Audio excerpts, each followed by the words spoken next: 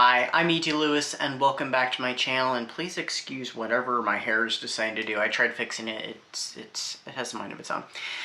Anyway, welcome back to Nocturnal Reviews, and as you can see, the lighting has changed. I finally got it installed. The new power boxes on these new lights require you to have a screw on them or they will not open and they will not close properly, so there is something wrong with the purple lights. The box on it has set a certain way or they won't work, so I didn't know that till I was installing them.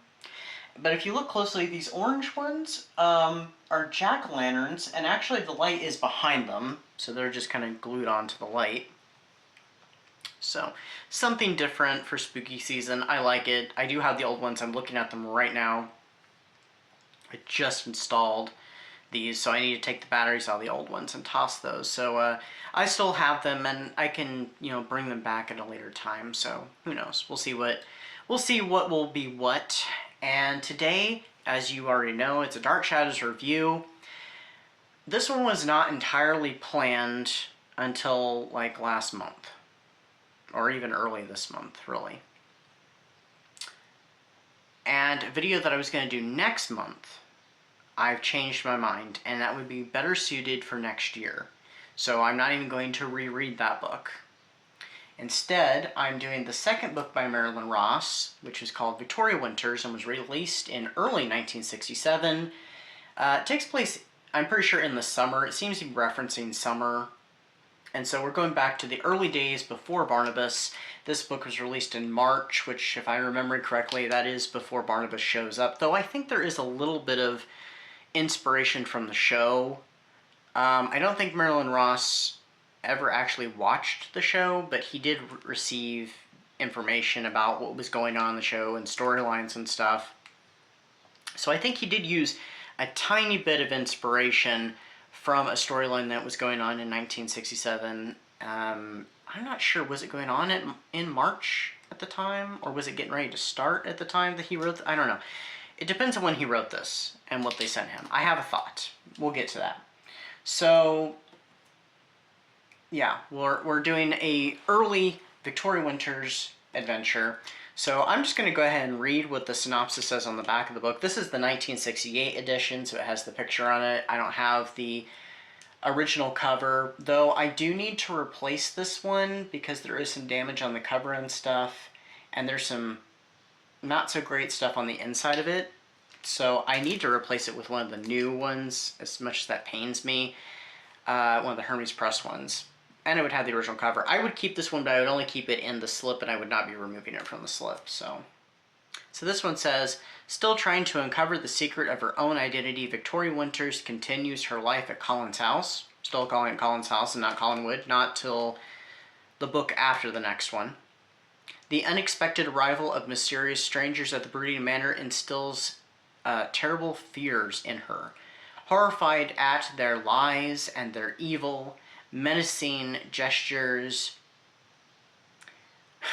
Sorry, it just makes me laugh.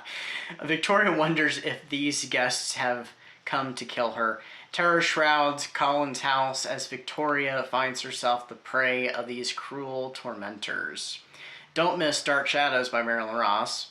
Mysterious footsteps in the night terrify Victoria Winters in the dangerous corridors of Colin's house. I just thought I'd throw that little preview that they put in for the first book too. The synopsis is not exactly entirely accurate. Somewhat, but not entirely, and we'll be right back after these messages. Do you like the sound of werewolves howling in the night, the moans of creatures, and the bubbling up of mysterious aquatic terrors? Then you might be interested in my Universal Monsters Reading Challenge, which is going on all year of 2026. It's got plenty of prompts, all based around the classic Universal Studios monsters: Dracula, Frankenstein, the werewolf, the creature from the Black Lagoon, so on and so forth. Plus a few bonuses. You don't want to miss it. It's spotlight time, so this month I am spotlighting fellow booktuber Cliff's Dark Gems, who's been member of the HorrorTube community for a little more than a few years now. He's very warm and inviting, so please check out his channel and please give him a subscribe and hit that little bell. So like I said, the synopsis is a little off, but that's okay. So yes, Victoria Winters is still, she's continuing on as the governess. She does not have a charge in this book because David and Carolyn are actually on vacation and they're expected to be back, you know, before long when the summer holiday is over. Ernest Collins, of course, left at the ending of the first book, if you remember, and if you've read the first book. And of course, he is her love interest. Victoria Winters does have some flirtation and a little bit of a love interest in this book in the young lawyer of Will Grant. And she does get to go on a date with a mysterious artist that's come to the area as well, and who has a secret agenda of his own, and nobody's really sure what that is. But Victoria is a little suspicious of him, a little frightened by him, but she does find him a very attractive man. So Ernest is gone. He's, you know, he's sending her letters every like month or so. Might be a little more frequent than that, and letting her know about, you know, his concert tours that he's on, because he's a you know, concert pianist. And I purposely say pianist instead of the official word because I just think it sounds too much like another word. So yeah, things are pretty quiet at Collingwood. She's mostly being a companion to Elizabeth. And Elizabeth ends up getting some guests that are coming to try and rent Ernest's house.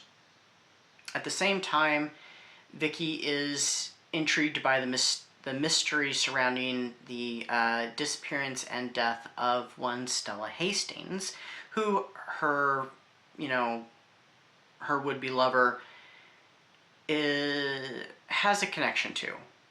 He is placed, you know, he was under suspicion in the first book. He's still somewhat under suspicion in this book, and she has a bit of a fascination with this individual, and Roger even has some interest in the whole thing, as he used to be very friendly with the young Stella Hastings.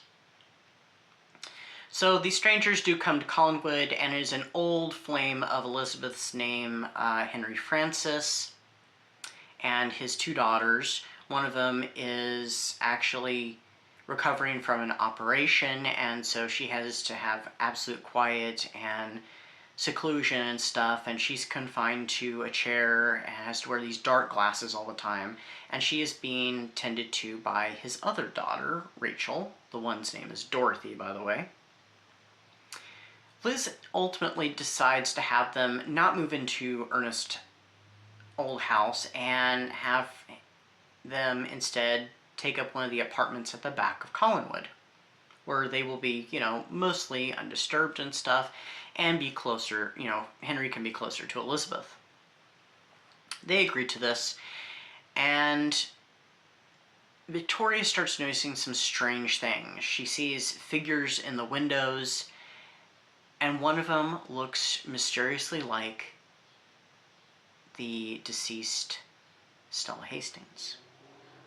Vicky is haunted by what she's seen and soon begins to wonder if there isn't the ghost of Stella haunting Collingwood. This all does tie together, and I can't tell you why or how. I remember reading this the first time when I was in high school, and I was a little surprised by it. I was actually starting to mix up this one with another one. It's either the next book or the following one, because I seem to remember a character named Carlos, and I kept waiting for him to show up, and he didn't show up. And I'm just like, okay, I'm thinking of a completely different book. I'm thinking it's Mystery of Collingwood that I'm thinking of. For the most part, this, you know, it's pretty good. It's a nice little mystery and stuff, and it has, you know, plenty of spooky moments. This would have been perfect for summer spooks, to be honest, with it being taking place during summer and having that spooky vibe to it. And we even have a little bit of beach scenery as Vicky and Will Grant's cousin end up going swimming and hanging out at the beach for a few times during the book. Not to mention, you know, Vicky has, you know, a bit of a flirtation with a couple of gentlemen, including one Burke Devlin, who, they're still holding that mystery of why is he in town, and, he's been back for, some months, because this is taking place several months after the end of the previous book, because the previous book, they've set it in October, I think, of 1966, whereas the show, it's indicated that it's sometime in the summer that Vicky shows up in Collinwood. But Vicky does have one really weird moment, though, where she starts to suspect, what if Elizabeth is trying to kill her and stuff, and, Henry Francis, maybe he's in on it, or even Roger, and it's just like, Vicky, why are you suspecting Elizabeth? She would have absolutely no reason to come after you. I don't know why she was going there, but anyway. It's not the best one in the series, but I thought it was pretty solid for the most part, so I gave it 4 stars. It was definitely enjoyable, and there was definitely the intrigue, especially with the mysterious painter and stuff, and what's going on with the Francis family. Roger gets to have a little bit of fun because he gets to have some flirtations with Rachel, and we do get a nice little scene with Burke Devlin, who supplies Vicky with some very interesting information about some characters in the book. So, anyway, that is my review for this Dark Shadows one. I'm planning on probably having at least 1 or 2 more Dark Shadows videos coming up in the near-ish anyway future, so we'll see what happens with that. But yeah, more celebrations of 60 years of Dark Shadows. Sorry, I'm tripping over my own words. And that's what I've got for you today. So until next time, stay safe, stay spooky, and I'll see you then. Blessed be.